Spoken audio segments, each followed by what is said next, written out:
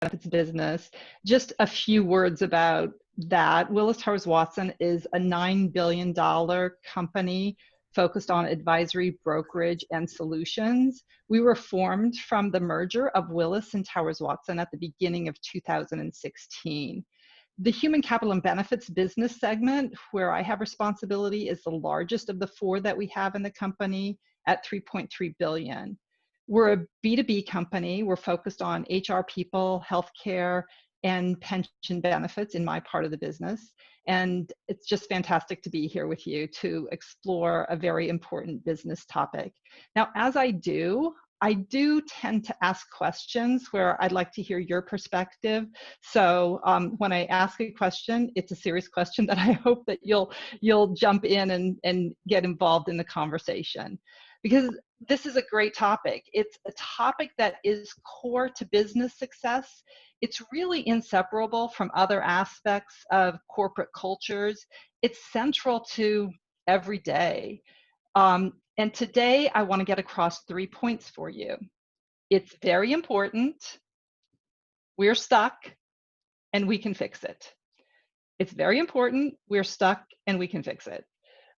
Study after study has shown that when teams include people with diverse characteristics and backgrounds, and when all of those diverse individuals contribute to an effort, results are better. There's more innovation, customer scores are higher, and financial results are stronger.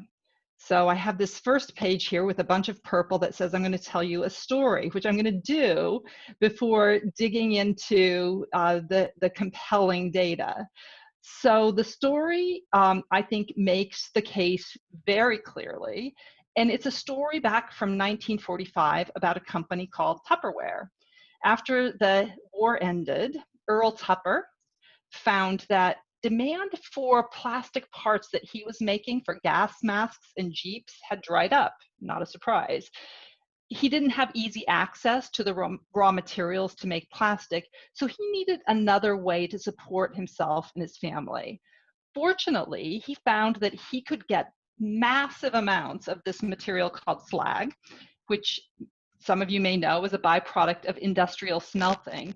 He could get it at virtually no cost. And after a few experiments, he created this great new material that could be molded into any shape, and then it wouldn't crack. And ultimately, he turned that material into a bowl with a very snug lid, and voila, Tupperware. The initial reviews of this product, which by the way were written by men, were absolutely fantastic. The department stores, which at the time were run by men, stocked up, but then the inventory sat and sat and sat. So now enter a woman named Brownie Wise. She received a Tupperware bowl as a gift. She was not impressed at first, but when she figured it out, she loved it. She could store leftover food for days on end and create another great meal from it. Something that sounds very familiar these days as we're all in lockdown. But for her, there was nothing like it. She also figured that she could make some money selling these bowls if the target market understood their magic. So she joined Tupperware and began selling door to door to teach other women about the advantages of the product. She also began Tupperware parties. She was so successful that Earl couldn't help but notice, and ultimately she told him to drop the store sales. He listened, and he handed her all responsibilities for sales. And within a few years, what was really a failing company with a whole bunch of inventory on shelves turned into a huge success. As a team, it was just two to start, but they accomplished what neither could do alone. So importantly, adding diversity was not a zero-sum game. With the stronger results generated by the two of them and others in the company, they all gained a lot. So that's the story that I think is really powerful. Now, I'd like you to keep it in mind because we're going to come back to it. But for now, let's turn the page and look at some of the data that reinforces the importance of I&D. Companies who focus on I&D and progress in building diverse teams, um, that and progress that's been validated through external agencies, as shown in the upper left on this page, actually have greater success across many areas. The two data points shown here highlight that they have greater likelihood for success in entering new markets and greater likelihood to grow market share. If we look at data on gender diversity alone, and we split the Fortune 500 into two groups, those that have more female representation on their boards and everyone else, we found that companies with gender diverse boards generate much stronger financial performance. Their ROE is 53% higher than the others, and their return on sales is 42% higher than other companies. I think all of those are quite impressive figures. So now I put into practice my point about asking questions. Why do you think that is? Why does diversity in a company lead to better results? I think so. Think back to that Tupperware story. Why do you think Brownie and Earl together generated success where Earl couldn't do it on his own? Any takers on that? Guy, you can unmute.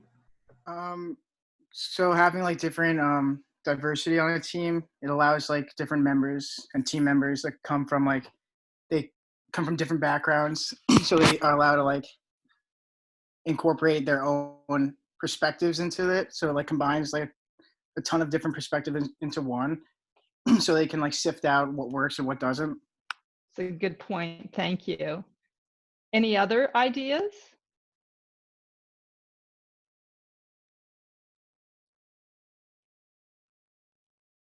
No? Okay, well, there's one point that I wanted to bring out that as I say it, you'll probably say, oh, of course, that's obvious. To the point that was just made, Brownie has had knowledge and experience with the target customer base, women, um, whereas Earl and so many other stakeholders involved early did not. So having that diverse team brought perspectives similar to the broad range of customers, and that was a factor that surely enhanced their results. There's also this closely related notion of affinity. People tend to buy from people they think understand them. And there are other reasons that make diverse teams more effective. If we turn the page, there are a number of things listed here.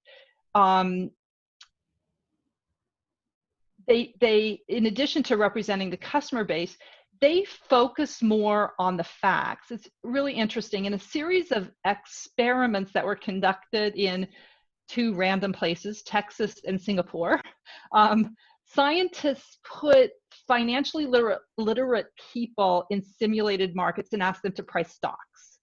And the participants were placed in either ethnically diverse or homogenous teams. And what the researchers found is that the individuals who were part of the diverse teams were 58% more likely to price stocks correctly, whereas those in homogenous groups were more prone to pricing errors. So diverse teams are more likely to constantly re-examine the facts and essentially remain objective. They also encourage greater scrutiny of each member's actions and keep their joint cognitive resources, I'd say, sharp and vigilant. Essentially, they factor out errors more effectively. Another thing is that more different ideas are considered. To Guy's point, they bring ideas that they've experienced that others might not. If you take it outside of the business world to understand this, there was a game that researchers used, and there were different groups. Some were homogenous and some were diverse again, and they were asked to solve a murder mystery with the same clues and at the same time. And as it turns out, the individuals on the diverse teams were more careful to get to the true facts. They were more careful about how they presented their interpretation of the data, and they spent more time listening to others and considering other input. And more often they were likely to identify the right suspect. Another important point is that diverse teams tend to have group norms where everyone speaks about the same. Conversations aren't dominated by the group of people who are the majority. Now, this doesn't typically happen if there's only one person from an underrepresented group on the team, but the conversation tends to balance out when the underrepresented group gets to about 30% of the total. And then diverse teams are just better because of their experience at picking up social clues. And in the end, they get to better results. If that's not enough to convince you that this is important, I have some more. And on the next page, here are some more reasons why I&D is an important priority for companies.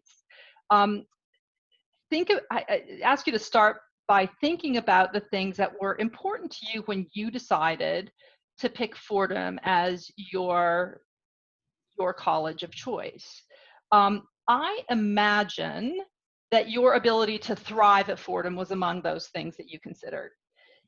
And for people deciding where to work, that is definitely a factor. Definitely a factor. Companies that foster this culture of inclusiveness, where people with different backgrounds and with different characteristics have the opportunity to participate and contribute, those companies are more successful at recruiting, keeping, and motivating their talent. Another key point is that even in today's very challenging environment where unemployment figures have gone up, there are organizations who are looking for people to fill important roles. And in other environments, just think to 3 months ago, it was even more of a challenge. Companies that don't embrace diversity and consider all potential segments of the working population are artificially limiting that pool from which they could draw, and they're just making it more difficult for themselves. It's really hard to imagine why any smart business people would do that. Another point here is that as consumers make buying decisions, they are more and more influenced by the reputation of the company that sells the product or provides the service. Think about yourself. Do you actually think about the reputation of a company before you part with your money to buy something from them? My understanding, and from survey results I've seen, that companies focus on environmental, sustainability issues, governance issues. Those factors have a meaningful impact on reputation and individuals' willingness to buy from a company. I think companies with a reputation for bias or discrimination, not a focus on inclusion and diversity, often have a hurdle to overcome as they work to appeal to potential customers. Another point here, diversity unlocks innovation by creating an environment where outside the box ideas are heard. When minorities form a critical mass and leaders value differences, all employees can find senior people to go to bat for them for compelling ideas, and can persuade those in charge of budgets to deploy resources to develop new ideas. And leaders who give diverse voices equal airtime are nearly twice as likely as others to unleash value-driving activities. And employees who operate in a culture of speak up are 3.5 times as likely to contribute their full potential for innovation. So all of that data, all of that story, that's the first point. Inclusion and diversity is important. It's an important business issue. It's not a fluffy concept. It's not something that's just an important societal issue. It's a clear and solid business imperative. And it's no wonder then that virtually every CEO, every HR leader has had inclusion and diversity on their strategic priority for years, even decades. So if we flip forward a couple of pages, see one more page, Lillian, great. Nope, back please. Can you go? Thank you. I just wanted to talk about the second point, because in most places around the world, And in most facets of our lives, even though this has been a priority for decades, we have made limited progress. So why do I say we're stuck? Let's take a look. And this is where I'd really like your involvement. It was 1834 when Ada Lovelace published the first algorithm that was intended to be carried out by a machine. It was essentially a computer program code written a century before the invention of the modern computer. And here we are, nearly 200 years later, and more women are on track to fill computer science roles globally. But almost 200 years later, what percentage of roles do you think that women filled across companies around the globe of all computer science roles globally? What percentage were filled by women, do you think?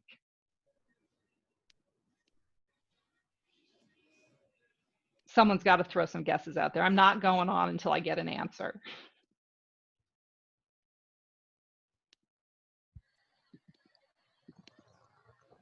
Michaela, you can unmute. Hi, maybe less than half. Well, less than half. I want someone to get closer. Samiha, 15 to 20%.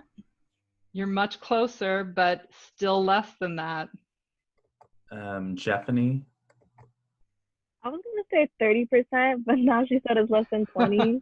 Yeah. So maybe like 10%. You're getting close. It was 5%. Crazy, right? 5%. So now here's another one. It was 1962, and you weren't here, but you jump ahead there. John Glenn was the captain of that first manned space orbit around the Earth. And as many people learned about that, they discovered through the movie Hidden Figures that Katherine Johnson, an African-American mathematician engineer, validated the orbit's trajectory that enabled Glenn and his team to launch. So 58 years later, what percentage of STEM students do you think are African-American?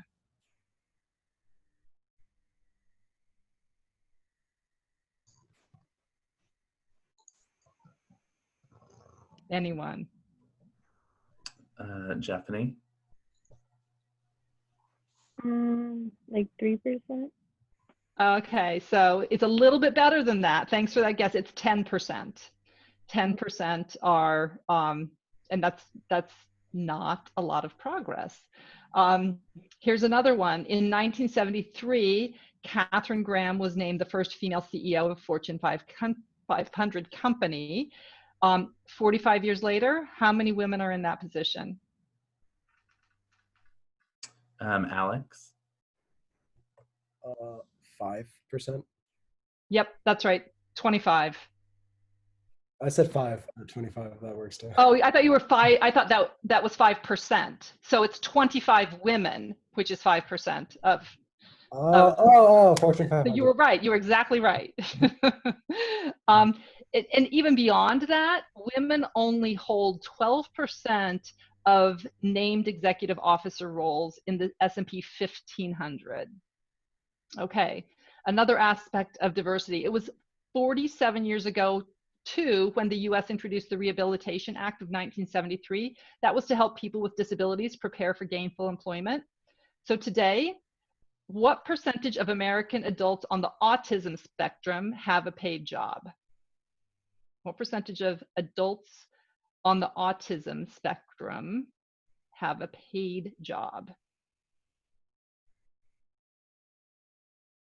Sarah, I'm gonna guess like 30 to 35%. No, all of my numbers are so low. It's only 14%. So even with the legislation to enable it, we only got to 14% in 47 years. So now, on a more positive note, there are lots of places around the world where there's been a lot of progress in the realm of education. So we're at a significant number in the US. We've got 56% of women on campus compared to 42% 50 years ago. And at Oxford University, that old, very traditional school in England, they, for the first time last year, admitted more women than men. And that's true in a lot of places. So one would think that that would translate into the workforce, right? Well, I'll reveal all my answers on the next page, including this one statistic, which is striking given the education advancements I've noted. Look there on the bottom.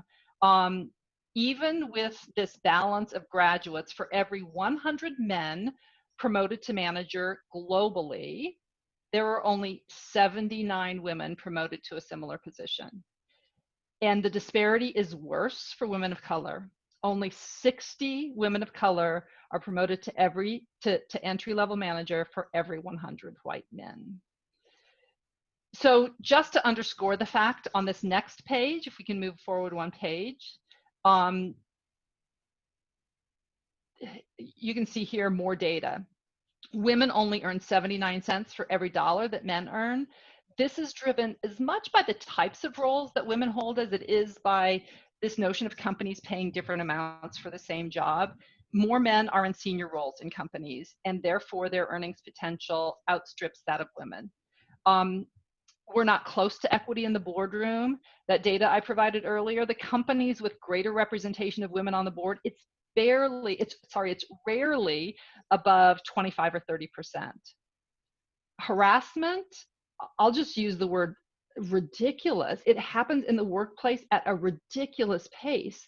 The notion of inclusion does not stand a chance in these environments. Companies send indirect messages about household responsibilities when they offer maternity leave. I know it's necessary from a physical medical perspective, but to provide that for an extended time and no leave for another parent sends a message about who's responsible for what.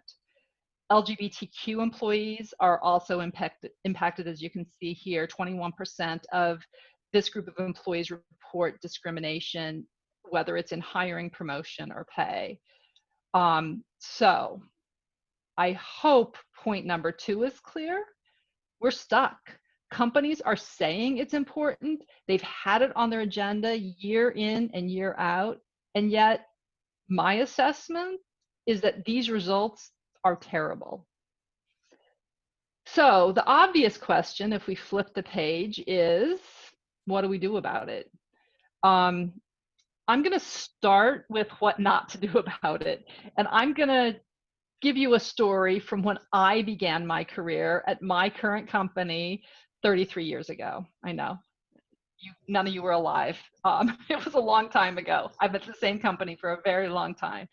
Back then, I would say I was probably a little naive, and I might have been even a little arrogant.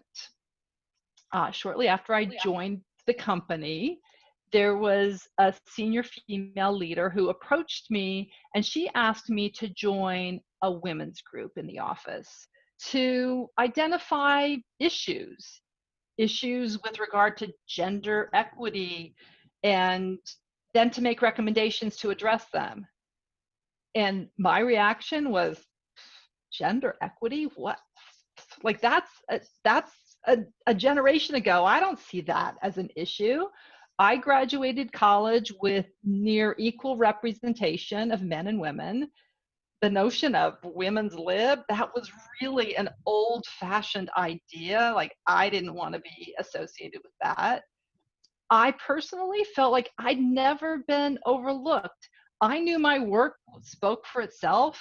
I always got opportunities before I even thought about needing something new or asking for something new. I had it covered. Women's group, no thank you. That was a huge mistake, because here we are 33 years later, and well, you've seen the numbers in general. And I can tell you at my company, in my business segment, we've made progress, but we are not yet at parity.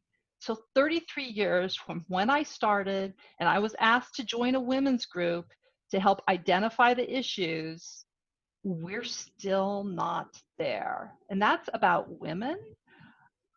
Look, there's a broader issue with different types of diversity in our company and even more broadly. Um, and we have significant work to do here to increase participation of other underrepresented groups like people of color, like disabled workers, and people who are part of the LGBTQ community. So I urge you, as you think forward, a year, a couple of years, 3 years, as you enter the workforce, avoid that mistake that I made. Don't assume this is a topic that's been dealt with and that someone's already carved a road and you don't have to worry about it. I'd just ask you to reinforce the importance of this as you're making a decision about where to work and what companies to support. So that's not what not to do about it. Now, if we turn the page, there's some debate about the best way to move forward and what to do about it. In my experience, I believe there are 3 things that we can do to get unstuck and make the progress that we need, that is needed, that we can help make. The first thing is to examine, actually not just examine, but change talent processes and programs inside organizations. The second thing is to set and monitor targets. As a leader, I rely on metrics to motivate action and track progress on essentially everything. That's what strong business leaders do. And unfortunately, this is an area where we haven't been doing it, and we need to do that for this really important area. And then finally, we need to debunk myths and educate in a way that will eliminate the inaction. Right now, those myths allow for inaction, and the lack of knowledge allows for inaction, and we need to get rid of those. So a bit more detail here on the next page. This page shows you that there are companies out there that are that say they're intent on removing bias in talent processes. Talent processes like hiring, making pay raises, making promotions. And as you think about that, I want to talk a little bit about biases.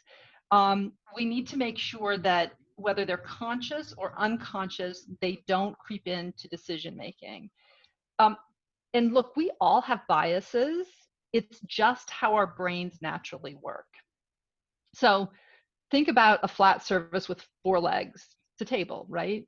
We implicitly label anything that has that flat surface and 4 legs as a table. We don't have to reevaluate each object with those characteristics that might have different design details to confirm it's a table. Our brains don't work that way. They categorize and systematize and get to answers quickly. We do that with humans too. Now, we can test these biases through implicit association tests. To mention another school, these are sponsored by Harvard. I've done all of them, and I've found some surprises. And I offer this to you because I just encourage you to understand your own unconscious biases. So look, I'm a business leader with a spouse who manages our household.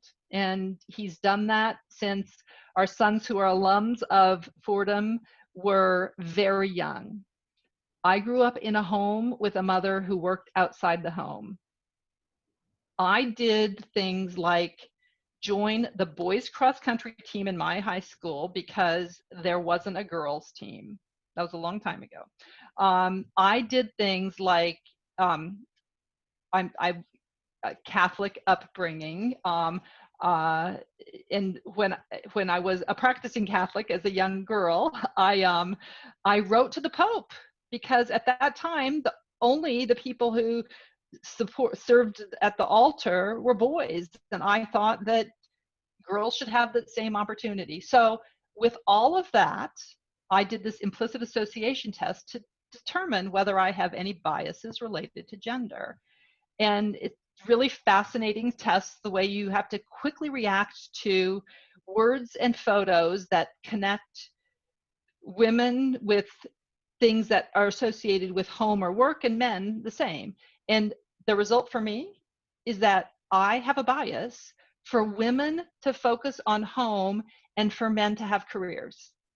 With that background, I have a bias for women to stay at home and men to go get jobs. So that's pretty striking. And it's Malcolm Gladwell talks about how he did some of these tests too and found that he has a really disturbing bias, which is associating white faces with good and black faces with bad. And it's not a strong bias, but it's something that societally gets reinforced, and it's hard to overcome some of those biases. So for me, I found that I don't have a bias when it comes to white or black, but I have a really interesting bias when it comes to black male faces and how that gets associated with danger relative to white male faces. And like that, I couldn't possibly believe that that would be the case, but it's how my brain reacts without me keeping it in check. So with all that, how do companies work to take bias out of processes? If I have a bias that women should be at home and men should be working, if I'm making hiring decisions, am I not going to actually select more men than women? Maybe, if I don't take care around that. And that's why companies need to build things in. Things like requiring that no position can be filled in a company without interviewing a diverse slate of candidates with a diverse panel of interviewers. Things like taking names off of resumes when those resumes are being screened. Things like having HR professionals review data to ensure that with large enough groups of people, there aren't unexplainable pay increases or promotion patterns. For example, it would seem really odd that across a large group of entry-level staff, that white men would get pay increases of 5% versus other groups who were getting pay increases of 2%. And so having a process that has an HR professional looking at those data to kick them out when they don't make sense, and to help leaders to get to recommendations that make sense, are key. So those are some things to do around processes. On the next page, there's just a summary of what companies are thinking about doing to implement programs to support inclusion and diversity. And this is based on survey work that we've done at Willis Towers Watson, and there are lots of companies focused on doing so in the next 3 years. You see the 3 areas on the right where 60% or more of companies that we surveyed are committed to adapting benefits, pay, or well-being programs.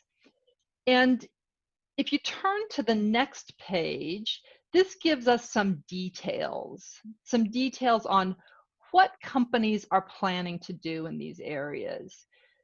So if you look at the area around benefits, there's a focus on enhancing core coverage for healthcare, because that's going to be important for families. So for women who are in the workplace and have children. There's also a focus on ensuring disease states that are more prevalent among African Americans, that those are fully covered in the benefit programs. There's another thing that companies are doing. They're extending maternity leave benefits so that women can have an appropriate amount of time and this is all around the world where this is happening. There are parts of the world where those benefits, in particular in the United States is one of those, where they're just really not sufficient to help people adapt. They're also introducing these broader parental leave programs because without it, just maternity leave benefits suggests that companies are making a value judgment about who has responsibility for childcare. If there's a parental leave benefit that both parents, whether man and a woman, woman and a woman, man and a man, that the second parent gets leave as well, that also sends a message about diversity. And there are things like adding flexibility that really helps the diverse needs of a diverse workforce. There are also companies focusing on the area of well-being, and the notion of well-being contemplates a number of things. It's physical well-being, but it's also mental and financial and social well-being. And so companies are trying to support people with tools that will help them put themselves in a position where they can withstand a financial shock. The current environment in which we find ourselves with COVID-19 and so many people being suddenly out of work had me quite concerned. Because it particularly affected those typically underrepresented groups in senior management, those people who couldn't withstand even a $600 financial emergency. So companies are focused on helping groups of people who would typically not be able to withstand that kind of a financial emergency. They're introducing employee assistance plans, what I've listed here as EAPs, to help employees who are dealing with childcare issues, elder care issues, and aging parents. And you'll see here that maybe some of you will be pleased to see this. More companies are introducing support for repaying tuition loans. So I'm going to now talk a little bit about how companies sometimes don't even understand the powerful reach of some of these things. And if you turn the page, I'm going to introduce you to an individual in a pretend company that you're part of in the future. His name is Jack. He's a senior manager at a competitor of your company. And you really want him to be part of your team because you hear what potential clients and customers are saying about him. So you want him to come on board. And he's got meaningful experience. So you're thinking that you're going to make sure you give him some competitive pay. He's going to get an opportunity for a good bonus. He's going to get stock in the company. He's going to get a nice title. He's going to get a few other perks, and he's going to have the possibility of moving up into even more senior management, because you figure someone in this kind of a position, that's what they're interested in. Now, the unseen part of Jack, so you can sort of like, I expect that you can look at that photo of Jack and say, yep, I can see that. That's the typical profile that I would put around that individual. And there's a danger there. There's a danger there about making broad assumptions. What the company didn't know, and probably would never learn through any kind of an interview process, is that Jack has a college-aged student who could still be covered by the benefit plans that he gets through his company. And there's something interesting about this college-aged student that he has. She's a daughter, and she's transitioning. So for Jack, he's looking for a company that embraces inclusion and diversity. He might not be getting it at his current company, and he might actually just be interested enough if your company has done something like enhance its benefit programs to cover gender reassignment surgery and other support programs. So some of those things can have, as I said, really powerful impact for individuals where you wouldn't expect it. Here, if we turn the page, here's another example. Meet Neela. She is your top sales producer at the company where you are a few years from now. And she has just been top sales producer for 5 years. Her results are off the charts, and you've kept promoting her, but you want to make sure she doesn't leave. So those pay increases, they've been good for her. You've made sure she's gotten the bonuses. You've even recognized her as part of your President's Circle Recognition Award. And she's gotten to attend a special event with your CEO, and her name's been published all over the place. And you understand, because you pay a lot of attention to her because she's so valuable, that she's thinking about starting a family. And you know that she's married. So you make sure that you reinforce for her all of the great maternity benefits that you have, the leave policy, the opportunity to return to work on a flexible basis. You just want to make sure you get her back because she is so good. Now, what you don't know, another invisible thing here, is that she's married to someone who also works at the company with a different name. And her husband is the one where they've decided, they made a family decision that her husband is going to manage the household. If you don't have parental leave benefits for her husband to take advantage of at your company, you might have a real risk for this person leaving the organization. And you didn't even think about it. So thinking about diversity and inclusion and putting in programs to embrace all aspects of diversity and inclusion, thinking about these parental leave benefits, could help you in ways that you didn't ever think of. And if you have that, the risk of losing Neela might be meaningfully lower than it would otherwise be. So that's just my first thing to do. So it's make sure you've got talent processes and programs that support diversity and inclusion broadly in the company. The second action point is about setting targets and monitoring them. There was a McKinsey study that was done a couple of years ago that showed that for the vast majority of performance areas, companies set targets and they monitor them near 100%. In the area of inclusion and diversity, only 38% of companies set targets there. And of those, only 12% actually publish those goals. Look, we work for a company where we tell people what our goal is for revenue growth, for profitability, for collecting bills, for innovating new products, for market share.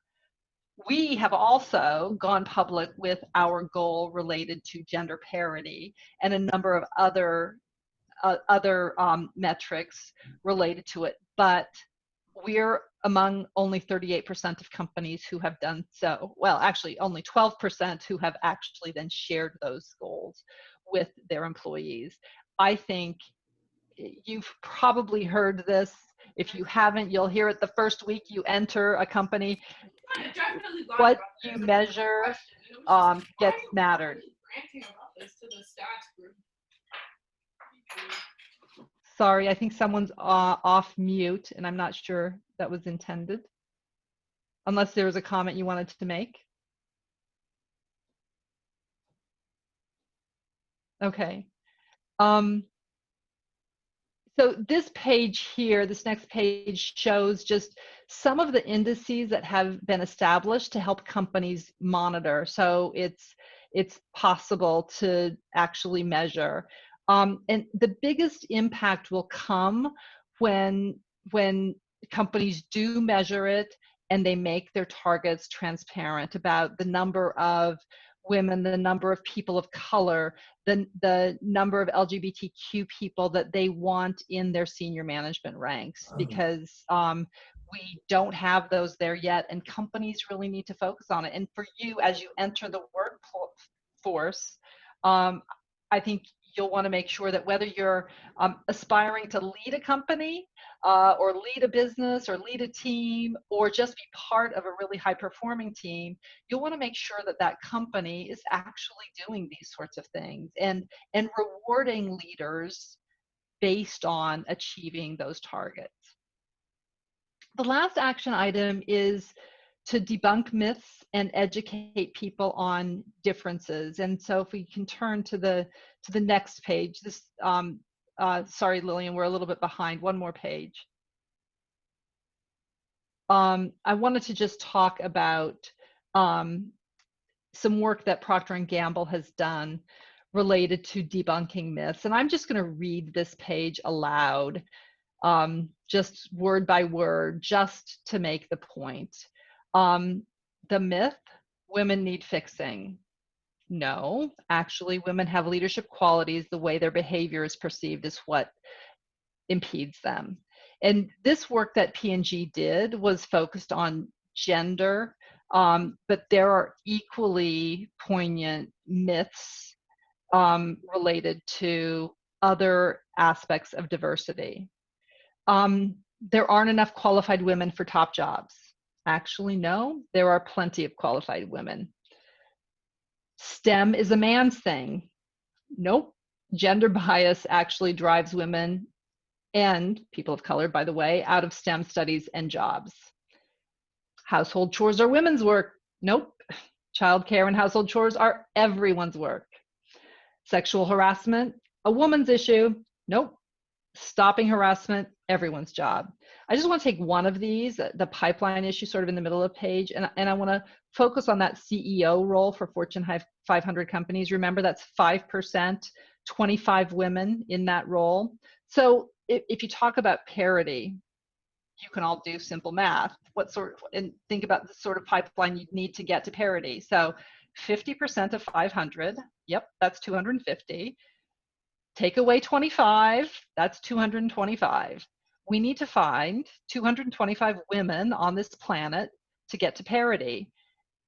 There are people out there who are saying we can't find 225 women among the billions on this planet. That's just not reality. So there's not a pipeline issue. The other part of this action is on the next page, and it's about educating about differences, because equity and parity actually need to recognize that there are differences. I think about trust. I'm a tall white woman who dresses in the typical middle-aged professional attire. I've never been concerned when I walk into a store that I might be suspected of theft just because of my skin color. There's an implicit trust that I wouldn't do that. Now, if you take that into the workplace and put me in a service center where I'm dealing with confidential data, my manager isn't going to pay any extra attention to me or require extra reviews to make sure that I'm not stealing confidential data because I look like I wouldn't do it. Change the color of my skin, and I might start worrying about how my manager views me, because I've had that experience in the store where that security guard follows me even though I'm the most honest person on the planet. And that might impact my performance at work. And it's important for managers to understand and be educated about the different experiences that people have gone through, because there are differences. Parity and equity doesn't mean we think and treat of everyone exactly the same, because there are differences, and that needs to be reflected in how they're interacting with employees. Take ambition and competition as another set of areas. Girls are socialized to collaborate and not compete. Boys are socialized to compete. And this carries through to adulthood. Women typically won't ask for the next job or the next pay raise in an interview. Women are careful not to appear overly ambitious. Even when they really want the job, a typical comment might be, well, if you think I'm the right person for the job, I'd be happy to take it. And I'd also be happy to work for John or Sam if you think they're the right person for the job. And a man who's interviewing that woman would interpret that as lack of ambition and rate that person lower in an interview process, even though that's how that person was socialized and it carried through to the workplace. There's a really beautiful story about a set of villages in Africa where a researcher traveled, and the researcher was studying how boys and girls were socialized. And so this is a concept that crosses country borders. What the researcher found is when groups of children were interviewed and asked if they wanted to lead the village, if they were talking about their future ambitions and aspirations, the girls and the boys were asked, would you like to lead the village in the future? Is that a job you'd be interested in? And a little bit of audience participation here. What percentage of the boys do you think said they'd like to lead the village?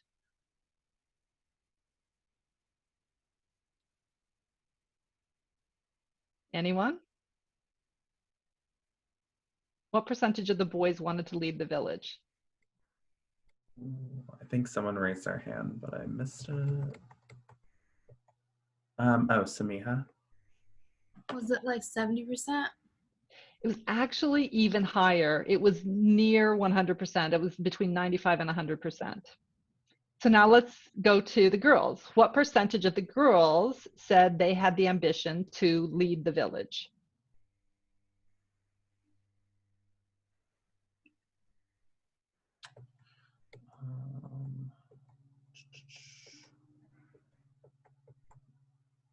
Elena? Yeah, was it 70%? Nope. For girls, it was between 0 and 5% who said they wanted to lead the village.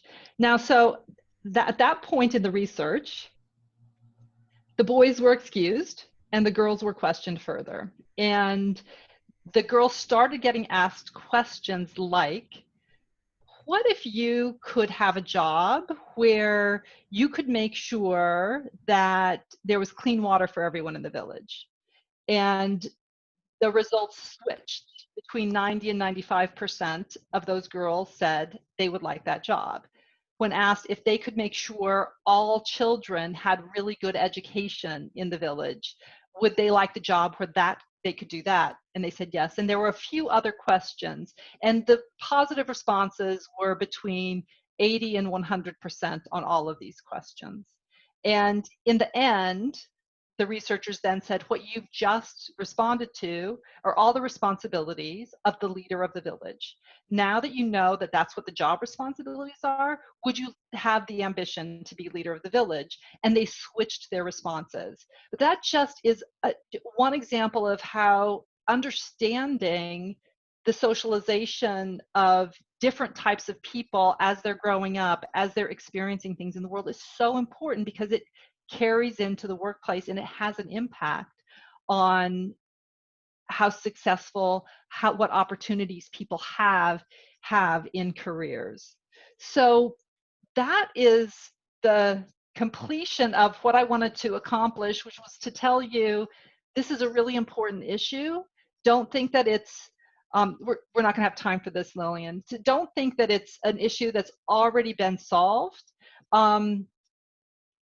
Because we're stuck. If you go back to those data, those things that we started working on decades and decades ago, and the scores, I mean, I think everyone would have to agree, they're terrible. Even though you feel like we should be much more advanced than that, the data say we're not. And that there are things that we can do about it in the workplace, which is where a lot of this comes to bear. So thank you for giving me the chance to share that. I know we only have a few minutes left. I don't know if there are any quick questions, Stephen, that might. Yeah. Thank you so much, Julie. I greatly appreciate you taking the time today. Julie has to hop off in just a few minutes. Does anyone have any last minute questions right now that you're thinking of?